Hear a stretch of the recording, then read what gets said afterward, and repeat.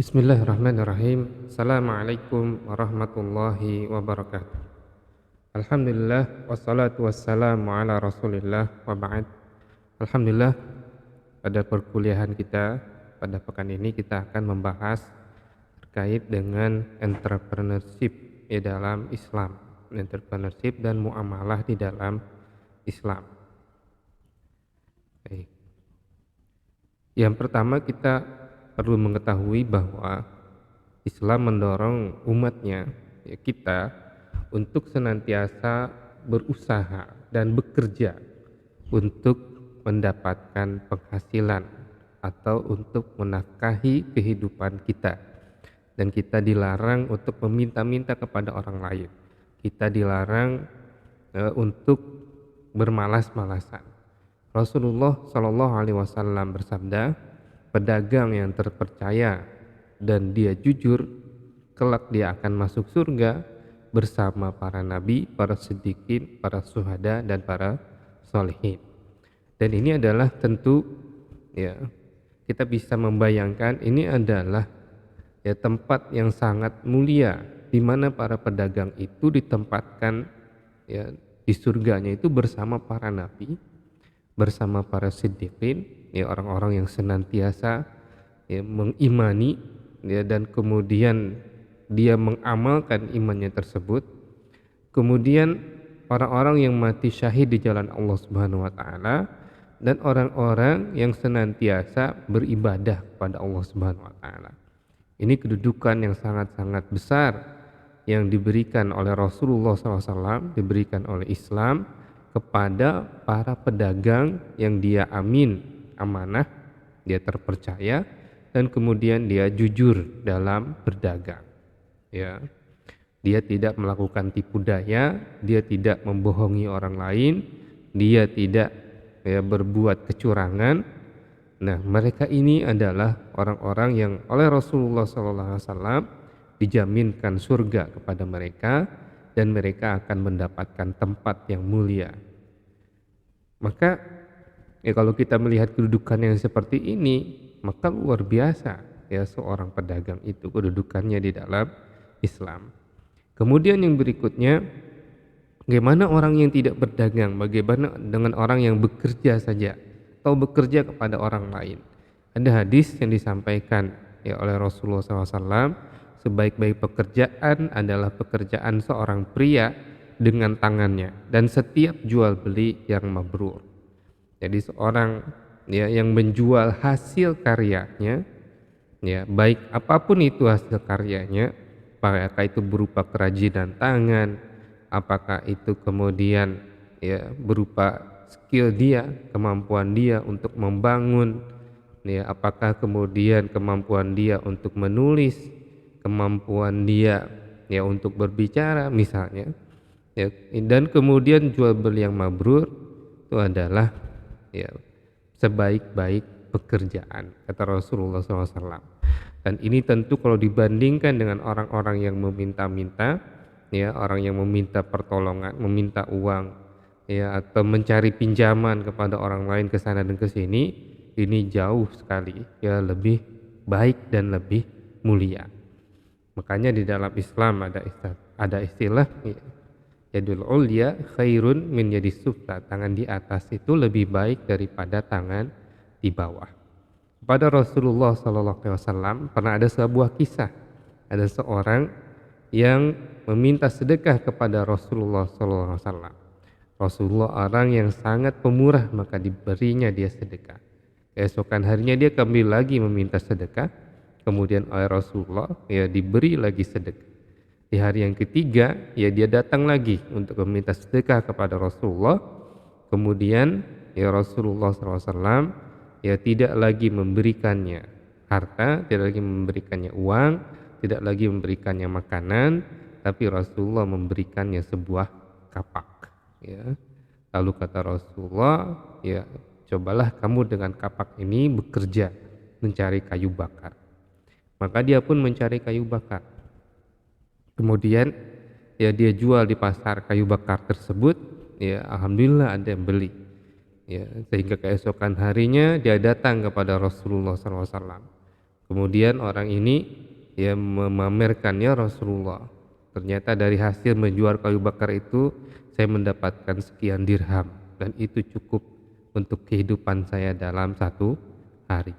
Rasulullah pun ya kemudian mencium tangan ya sahabat tersebut, kemudian mengatakan bahwa ini adalah sebaik-baik tangan. Itu apa? Tangan yang bekerja, bukan tangan yang meminta.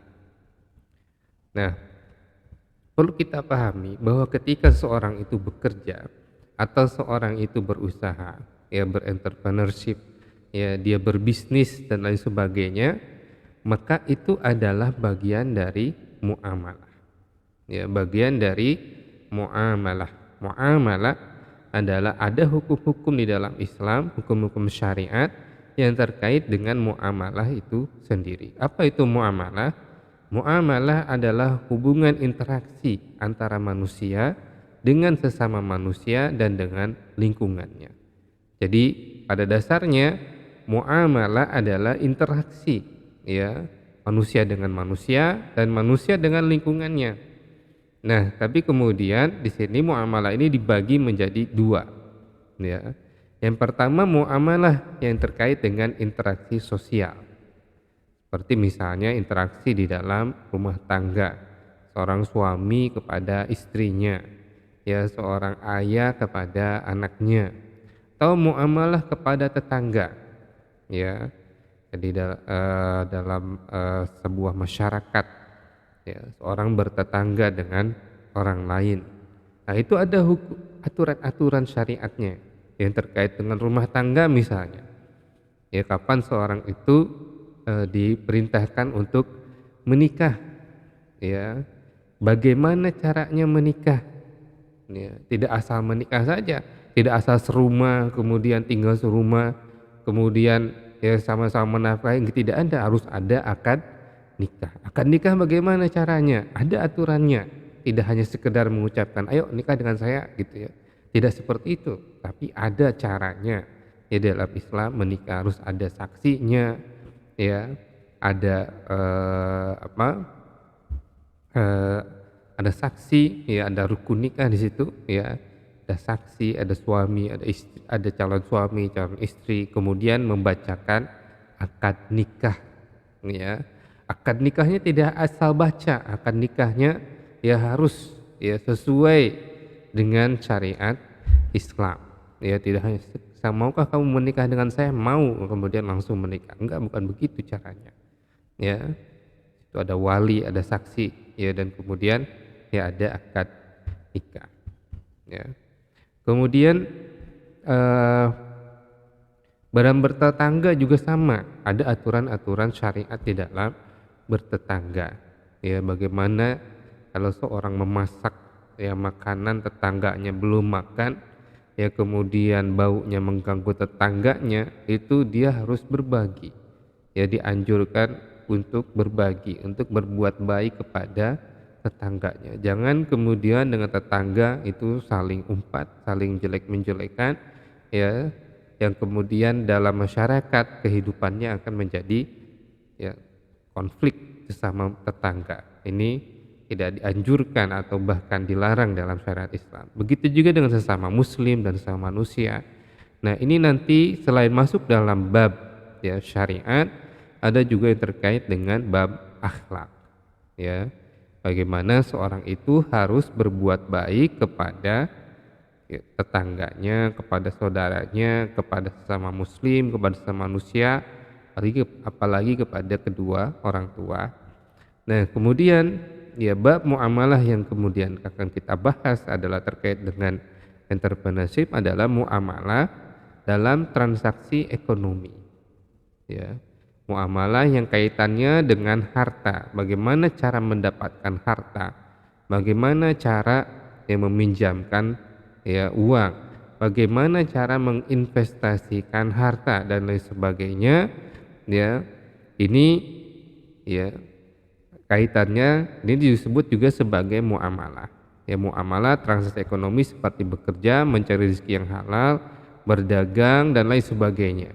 Ini juga adalah ya bab ya muamalah yang masuk dalam pembahasan syariat Islam. Baik, apakah seorang muslim harus menjalankan syariat terkait dengan muamalah? Harus.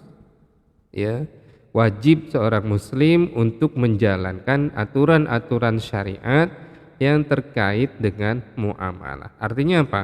Kalau seorang muslim dia berdagang, maka berdagangnya harus sesuai dengan aturan syariat.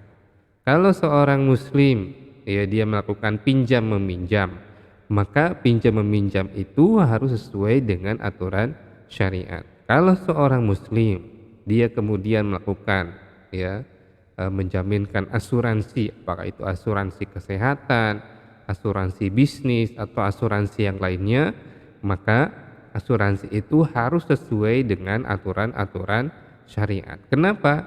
Karena Islam adalah manhajul hayat.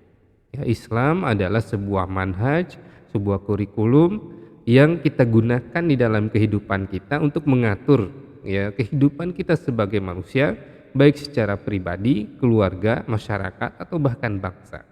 Karena itu Islam mengatur semua bentuk kehidupan dan setiap orang yang beriman mempunyai kewajiban dan tanggung jawab untuk melaksanakan aturan-aturan tersebut sebagaimana disebutkan di dalam Al-Quran surat Al-Baqarah ayat 108. Ya, kita diperintahkan ya untuk menjalankan ya aturan-aturan Islam. Ya ayyuhalladzina amanu dkhulu fis-silmi kafah. Wahai orang-orang yang beriman, masuklah kalian ke dalam Islam secara kafah. Ya, secara keseluruhan. Artinya semua aturan-aturan yang ada dalam aturan Islam itu harus dijalankan secara ya keseluruhan. Tidak hanya sebatas aturan ibadah saja. Tidak hanya puasa, sholat, zakat, haji, tidak hanya itu. Karena aturan-aturan Islam terkait dengan ibadah, terutamanya ibadah mahdhah, itu hanya sedikit saja. Ya, kita sholat hanya 5 kali ya dalam sehari, dan itu pun hanya 15 menit misalnya kalau kita sholat. Kita puasa hanya 1 bulan ya dalam 1 tahun. Nah, itu aturan-aturan Islam terkait dengan ibadah itu hanya sedikit. Sedangkan ada banyak aturan-aturan Islam yang mengatur ya bagian muamalah.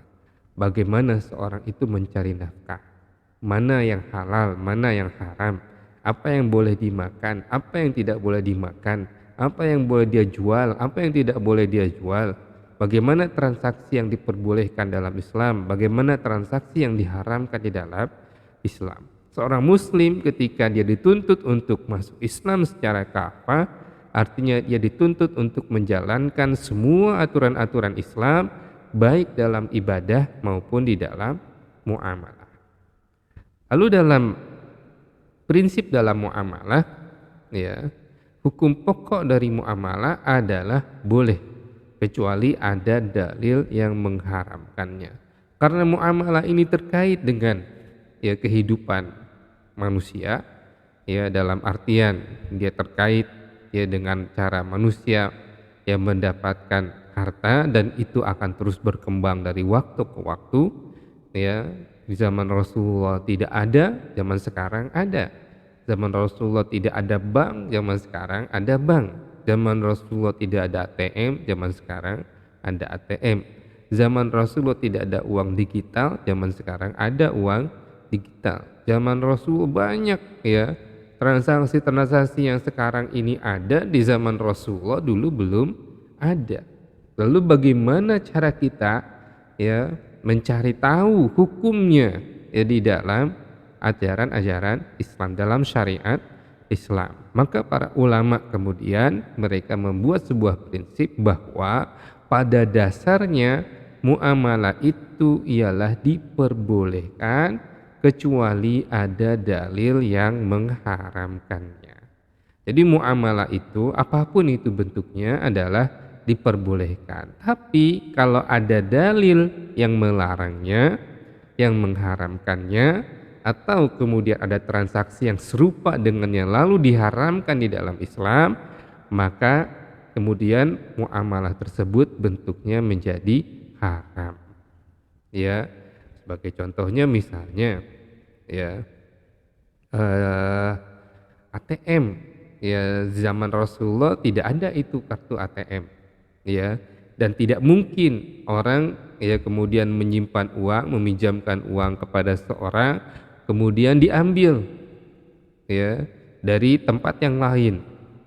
Ya, kalau meminjamkan uang kepada seorang, maka dia akan mengambilnya dari orang tersebut. Sekarang kita misalnya ya meminjamkan, menginvestasikan uang kita di bank. Lalu kita mengambilnya ya bahkan dari berbagai macam tempat ya, atau menyimpan uang kita di bank.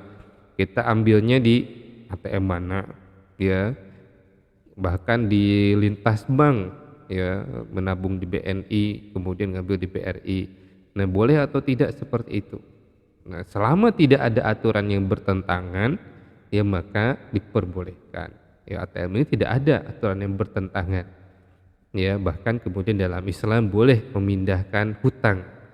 Ya, jadi boleh memindahkan hutang, misalnya si fulan ya, si A berhutang kepada si B ya. Lalu kemudian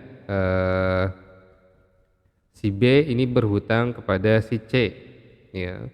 Kemudian si eh, apa? Si A ini kemudian bukan. Jadi si C ini ketika akan menagih kepada si B ya sama ridho dua-duanya, kemudian si B bilang ya tolong nanti kamu ya si C ini ya, nanti utang saya nanti yang bayar adalah si A ya, langsung dia yang bayar biar nggak usah ke saya uangnya. Itu diperbolehkan ya, jadi memindahkan hutang asal dua-duanya itu ridho ya, asal kedua-duanya ridho ya. Baik, itu sebagai contohnya. Tapi kita akan lihat nanti beberapa transaksi yang kemudian ya diharamkan ya, karena melihat ternyata di zaman Rasulullah yang seperti ini termasuk ya transaksi yang seperti ini, maka diharamkan. Baik. Kemudian apa saja yang diharamkan di dalam muamalah itu? Nah, kita akan lihat yang pertama yang diharamkan adalah kalau ya benda atau barang yang ditransaksikan itu adalah benda barang yang haram ya.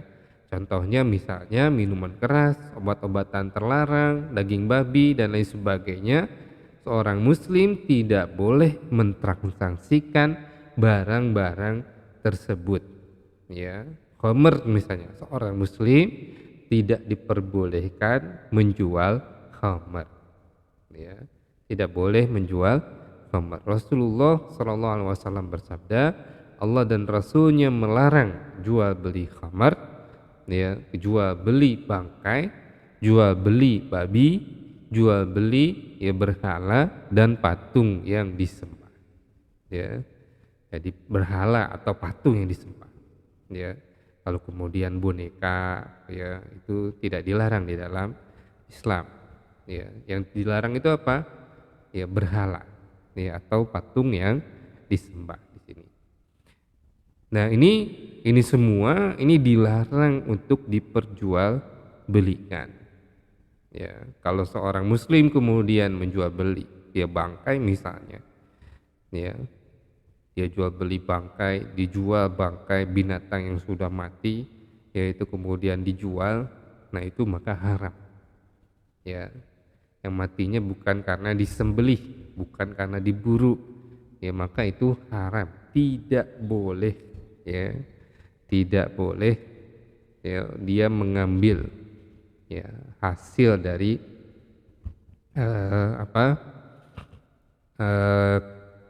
jual beli tersebut ya. Kalau dia makan hasilnya maka dia memakan harta yang haram. Yang berikutnya adalah beberapa transaksi yang diharamkan di dalam Islam. Jadi dalam Islam ada beberapa transaksi yang diharamkan ya. Ada beberapa transaksi yang diharamkan. Sini kita lihat, di antaranya adalah riba. Apa itu riba? Riba artinya bertambah ya. Jadi riba itu artinya bertambah. Apa yang bertambah? Jadi riba itu kalau didefinisikan adalah setiap permintaan atau penentuan imbalan keuntungan ya, permintaan atau penentuan imbalan keuntungan atas pinjaman harta yang diberikan itu termasuk riba. Ya, misalnya, ya, misalnya ketika kita minjamkan uang ya kepada teman kita, kemudian kita bilang ya, tapi nanti kamu bayarnya lebihkan, ya. Orang teman kita pinjam 1 juta, tapi kemudian kita bilang tapi nanti kamu bayarnya lebihkan ya 1.100.000 ya. Itu 100 yang ditambahkan itu ya 100.000 misalnya, ditambahkan itu adalah riba. Ya. Atau misalnya contoh yang lain, imbalan itu tidak harus tidak harus berupa uang lagi. Ya. Imbalan itu bisa juga berupa keuntungan yang lain. Misalnya gini, ada teman kita yang pintar, kemudian dia butuh uang, kemudian kita bilang, ya saya pinjemin uang ya, kamu pinjemin uang, dia pinjam uang misalnya 300.000, saya pinjamkan uang ya, tapi nanti ya setiap saya ya ada tugas, ada PR, kamu harus bantu saya mengerjakan tugas tersebut, ya. Nah, kan dia sudah bayar hutangnya 300.000. Nah, tambahan ya dia membantu dia untuk mengerjakan PR itu bisa termasuk riba. Ya. Jadi riba itu bisa banyak. Ya, tidak hanya berupa uang, bisa juga berupa jasa.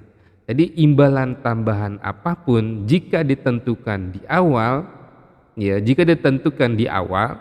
ya, atau kemudian itu berupa permintaan ya dari orang yang memberikan pinjaman harta, maka itu termasuk riba.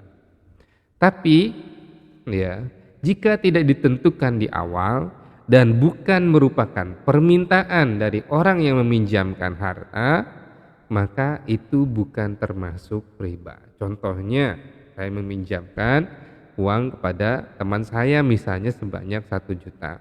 Nah, ketika dia sudah pinjamkan uang, kemudian dia sudah bisa bayar, dia datang, dia bilang, terima kasih ya, ini uang kamu 1 juta, dan kemudian ini dari terima kasih saya berikan kamu misalnya roti, ya, atau saya tambahkan kamu 100.000, ternyata uang yang kamu pinjamkan itu, ya setelah saya gunakan untuk usaha, ternyata usaha saya maju misalnya.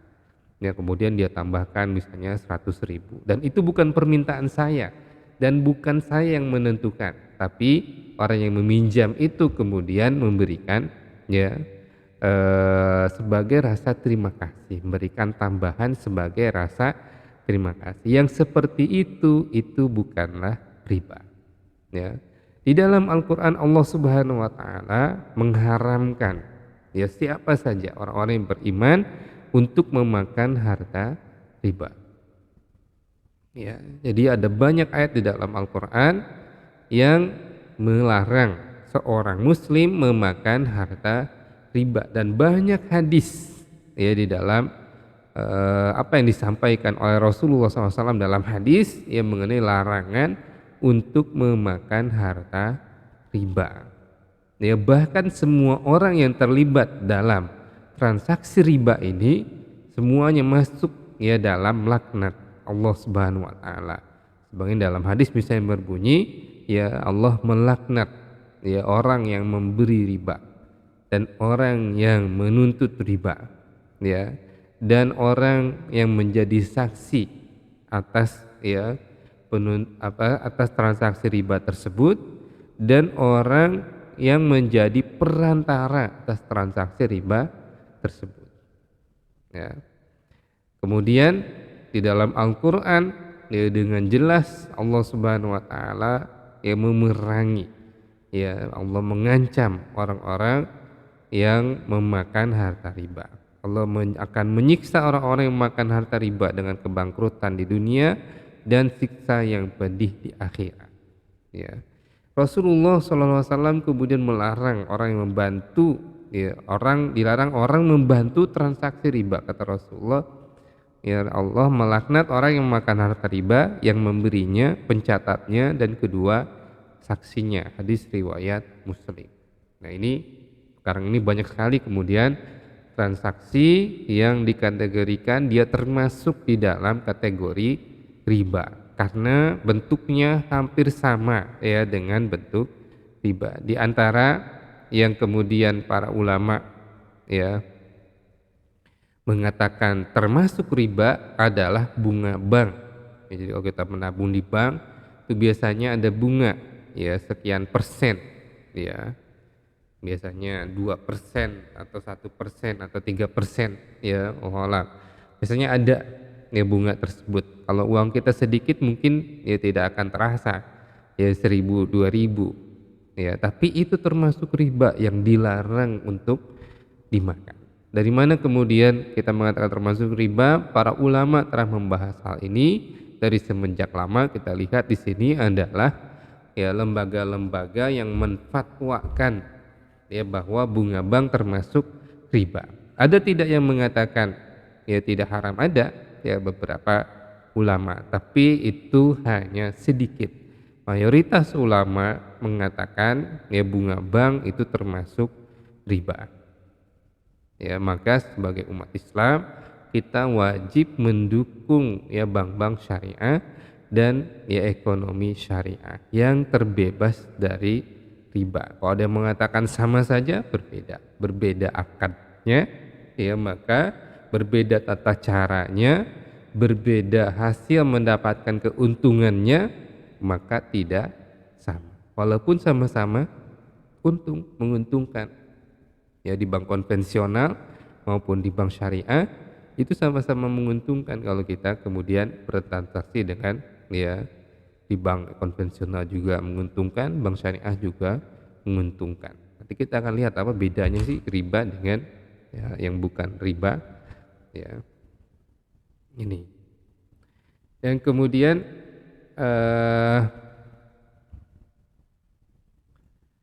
yang dilarang di dalam syariat Islam ini adalah goror ya. Goror itu adalah menipu ya, penipuan ya, atau mempermainkan timbangan ya, atau kemudian mempermainkan kualitas. Rasulullah SAW bersabda, barang siapa yang menipu kami ya, barang siapa man ghasyana falaisa minna, barang siapa yang suka menipu maka dia bukan termasuk umatku ya. Barang siapa yang menipu maka dia bukan termasuk umatku. Rasulullah SAW yang mengatakan bahwa Allah dia tidak menerima ya umatnya yang suka menipu ya, terutama ini dalam jual beli. Hadis ini disampaikan oleh Rasulullah SAW ketika suatu kali beliau berada di pasar, kemudian dia melihat ada orang yang berjualan gandum ya, orang berjualan gandum. Kemudian ketika dia teliti, dia melihat ada yang aneh dari gandum tersebut. Jadi orang itu berjual gandum yang gandum itu kan kering. Gandum itu kalau terkena air dia akan cepat rusak. Nah, penjual gandum ini dia gandumnya basah terkena air. Tapi kemudian supaya mensiasatinya supaya gandum basahnya ini terjual, ya dia kemudian menaruh gandum yang kering di atas gandum yang basah. Jadi gandumnya itu terlihatnya kering, tapi ketika dia ambil gandum yang basah itu di dalam. Ya, Rasulullah ketika itu curiga dengan orang ini, kemudian Rasulullah masukkan tangannya ke dalam karung gandumnya tersebut. Rasulullah lalu mendapati gandum yang basah, kemudian kata Rasulullah, apa ini? Ya, maka dia pun minta maaf. Maafkan ya Rasulullah, saya tidak punya gandum kecuali ini, maka saya ingin menjualnya ya supaya saya mempunyai ya uang ya untuk bisa berjualan lagi. Kalau tidak terjual siapa yang beli?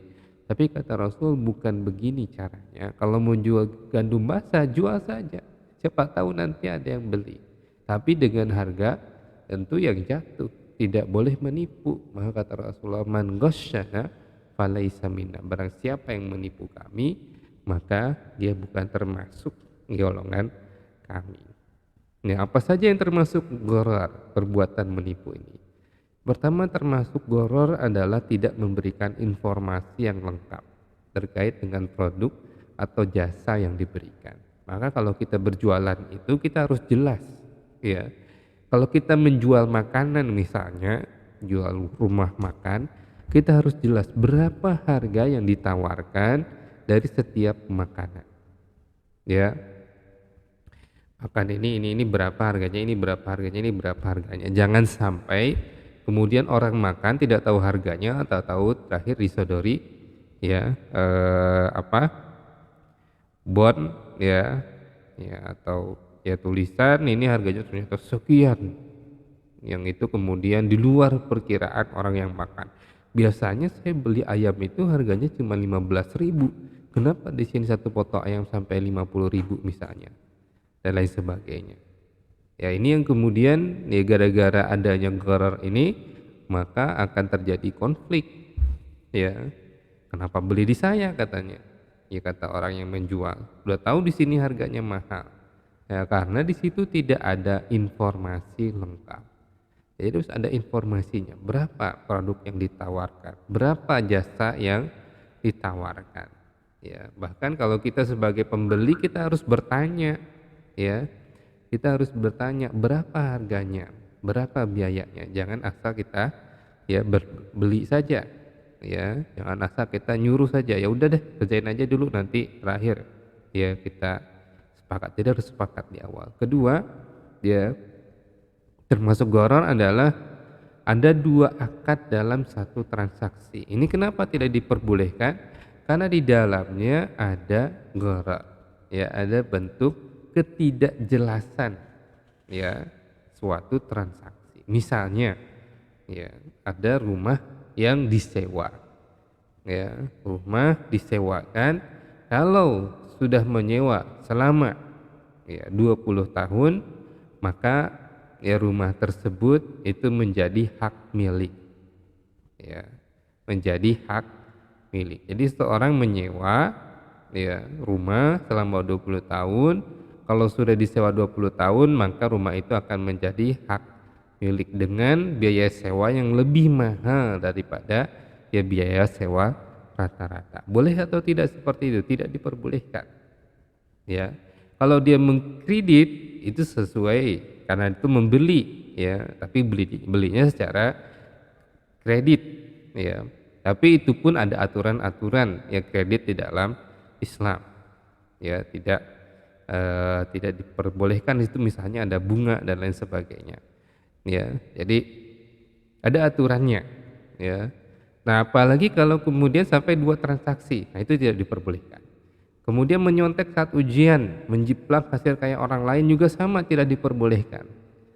Ya bahkan di kampus Universitas Al-Azhar itu yaitu diperingatkan, bahkan ada fatwa barang siapa yang mencontek di saat ujian ya, lalu kemudian hasil ujiannya itu ya mendapatkan nilai dan nilainya tertera di dalam ijazah ya, maka ijazahnya itu kalau dia gunakan untuk bekerja, hasil yang didapatkan dari ya dia bekerja itu menjadi haram. Kenapa? Karena dia memperoleh pekerjaan dari hasil dia mencontek, menipu ya saat ujian. Nah ini maka kita harus hati-hati ya, jangan sampai kita kemudian memakan harta ya yang gharar ini. Ya, kemudian yang termasuk gharar adalah kalau kita sekarang misalnya cermati saat ini ya, ada orang yang mengiming-imingi ya orang menjadi kaya dengan berbagai macam cara. Ada yang kemudian gabung ke MLM dan lain sebagainya, yang di situ ada money game ya, permainan uang ya.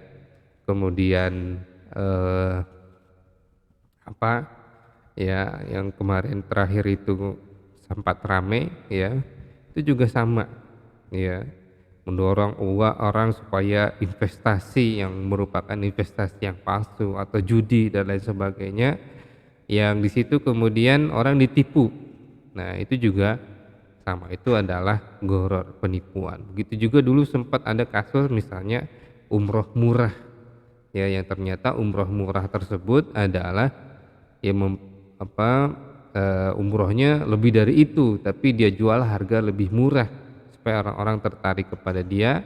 Akhirnya ya akhirnya mereka ditipu, uangnya kemudian ya tidak bisa digunakan untuk umroh dan mereka tidak didaftarkan untuk umroh karena uangnya sudah diambil. Nah, ini termasuk gharar, penipuan. Kata Rasulullah, man ghasyana falaisa minna. Kemudian yang berikutnya adalah riswah atau gratifikasi, ya, atau menyuap, ya. Rasulullah SAW bersabda, Allah melaknat orang-orang yang menyuap, yang menerimanya, dan yang menjadi perantaranya. Nah, ini sangat dilarang di dalam Islam, ya, semenyuap ini, ya. Ini yang kita sebut sekarang kemudian termasuk bagian dari korupsi, ya. Korupsi itu dulu ya namanya ya riswah, tapi namanya sekarang menjadi ya korupsi, ya, yang itu juga merupakan pencurian, ya, mencuri uang rakyat, ya.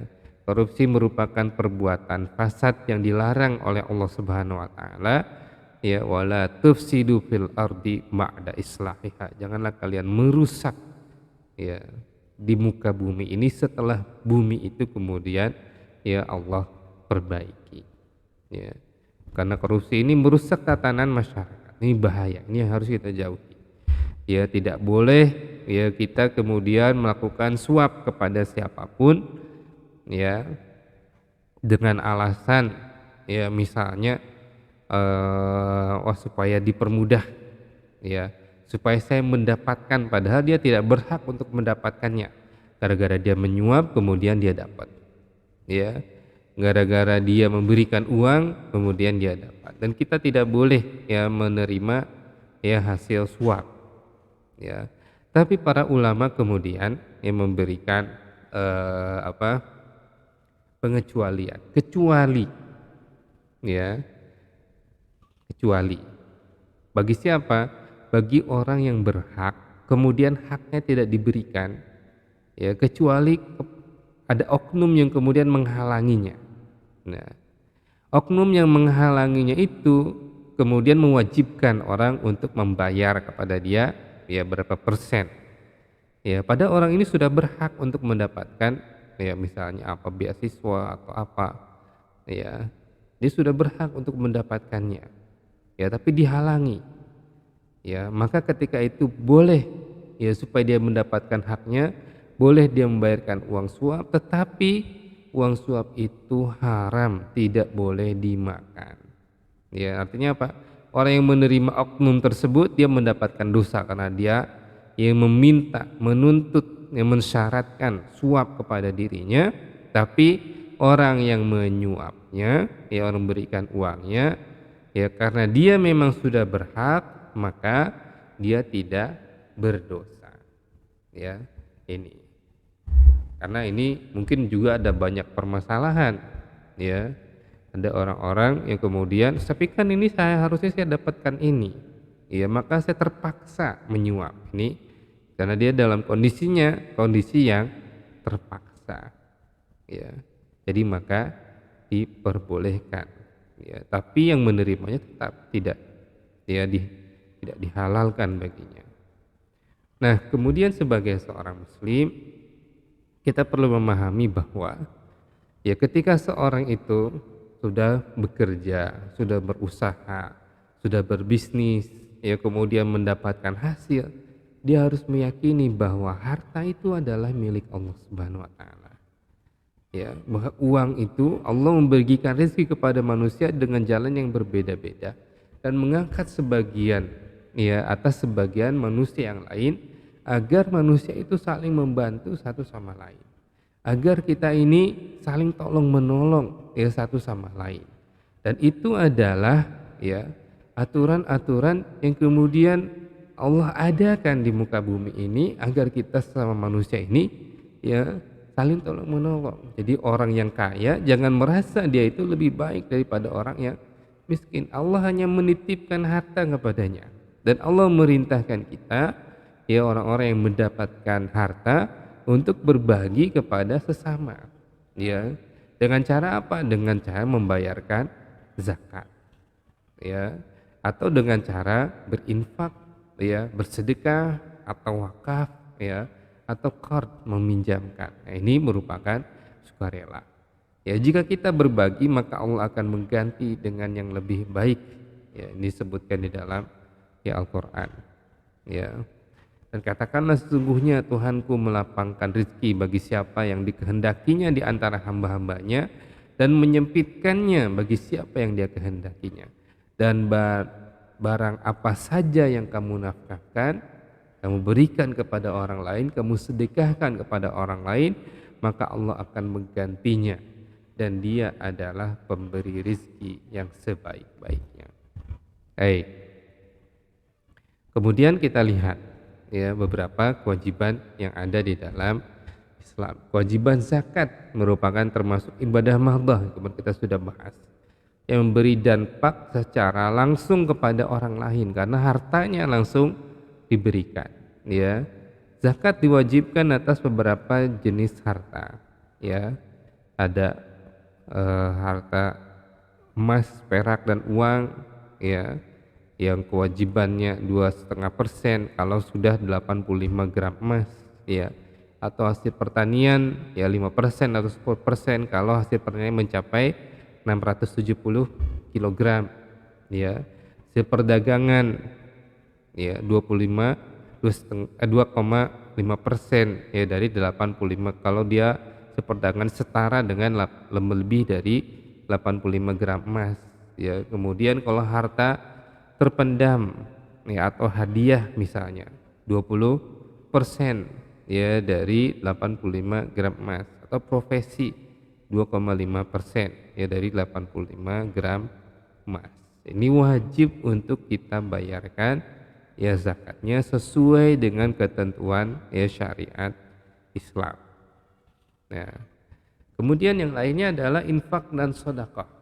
Ya, infak dari kata nafkah adalah harta yang diberikan kepada orang lain, sedangkan sedekah dari kata sadaqah ya artinya membenarkan. Sebetulnya yang di sini merupakan segala kebaikan yang diberikan kepada orang lain, baik berupa harta, jasa maupun perlakuan yang baik. Makanya dalam Islam ya, senyum kepada saudara kita termasuk sedekah. Jadi sedekah itu tidak hanya berupa harta, tapi kalau infak sudah pasti berupa harta, ya. Jadi kita bisa katakan bahwa sedekah ini lebih umum daripada infak. Dan setiap infak adalah sedekah. Dan Allah Subhanahu wa taala menyebutkan kewajiban zakat itu juga sedekah. Khudh min amwalihim shadaqatan. Ambillah dari harta mereka sedekah. Ya. Jadi Allah merintahkan kita untuk berinfak ya di jalan Allah Subhanahu wa taala. Di dalam Al-Qur'an Allah merintahkan kita ya untuk berinfak di jalan Allah Subhanahu wa taala.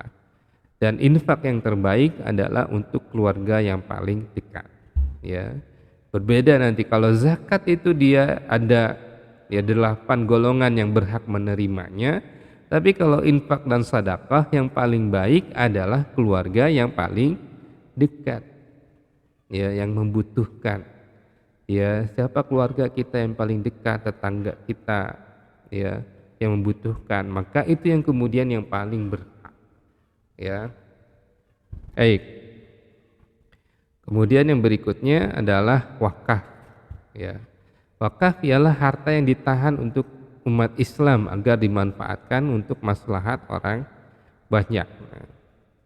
Jadi harta itu ditahan, diberhentikan, tidak ditransaksikan, tidak diperdagangkan, ya, tidak diinvestasikan, tapi kemudian ditahan, ya, dalam artian didiamkan untuk diolah, ya, untuk keuntungannya bagi umat Islam. Misalnya kita punya kebun, kemudian kebun itu diwakafkan, maka ya hasil dari kebun tersebut itu diolah, ya, dan manfaatnya adalah ya untuk diberikan kepada umat Islam.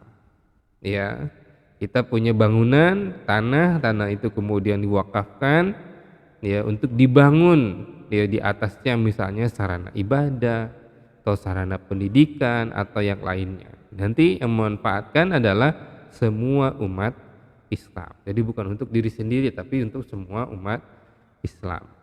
Ya. Dan wakaf ini termasuk shadaqatun jariyah. Ya.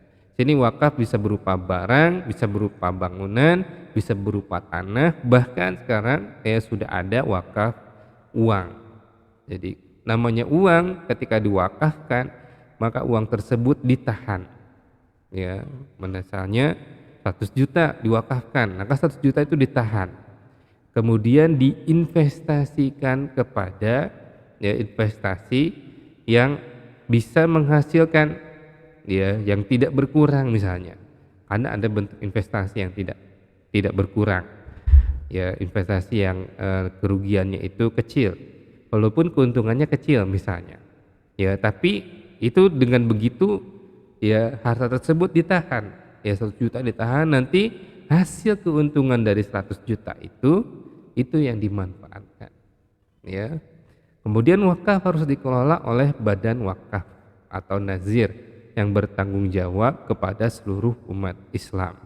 Yang di kita ada Badan Wakaf Indonesia yang kemudian mengevaluasi para nazir wakaf ini. Jika ada nazir wakaf yang kemudian tidak kompeten dan kemudian ya harta wakafnya justru hilang atau dijual dan lain sebagainya, maka badan wakaf itu berhak untuk mencabut ya hak kelola ya dari badan wakaf tersebut, kemudian dialihkan kepada yang lebih bertanggung jawab.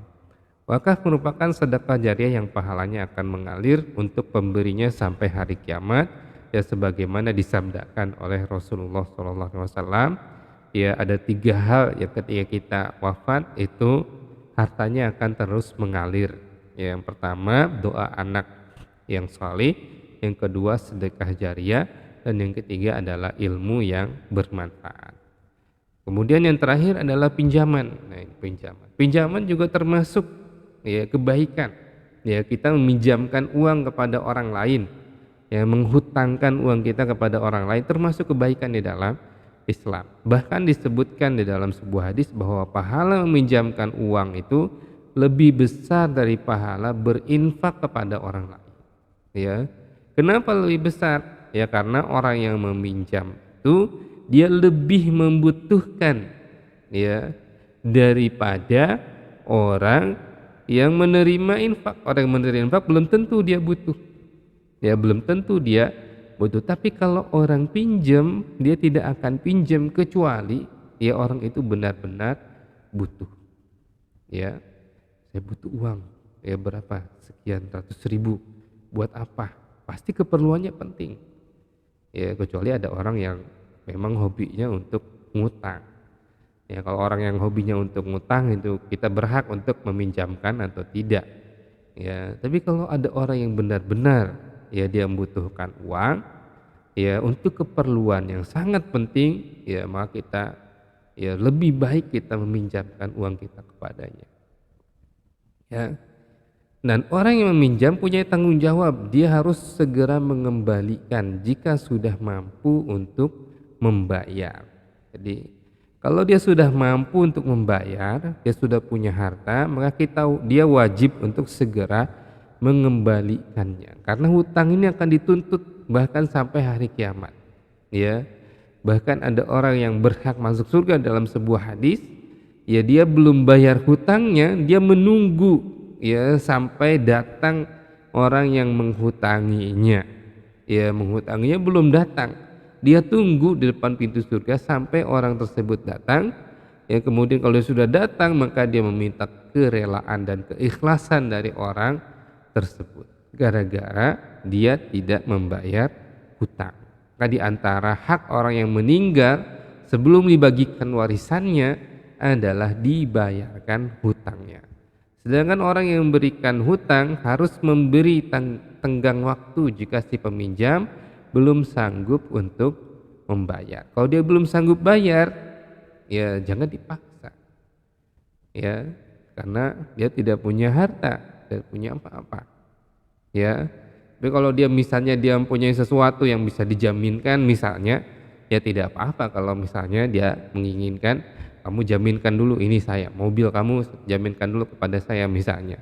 Ya nggak apa-apa, ya kalau misalnya dia menginginkan penjaminan, ya. Tapi kalau dia betul-betul tidak mampu, maka termasuk kebaikan bagi orang yang memberikan hutang adalah memberikan tenggang waktu. Dan kemudian tidak boleh menarik tambahan imbalan apapun atas hutang yang diberikan, karena hal itu termasuk riba yang diharamkan. Baik, saya kira ini yang bisa saya sampaikan pada kesempatan perkuliahan kita kali ini. Aqulu qouli hadza wa astaghfirullah wa lakum. Wassalamualaikum warahmatullahi wabarakatuh.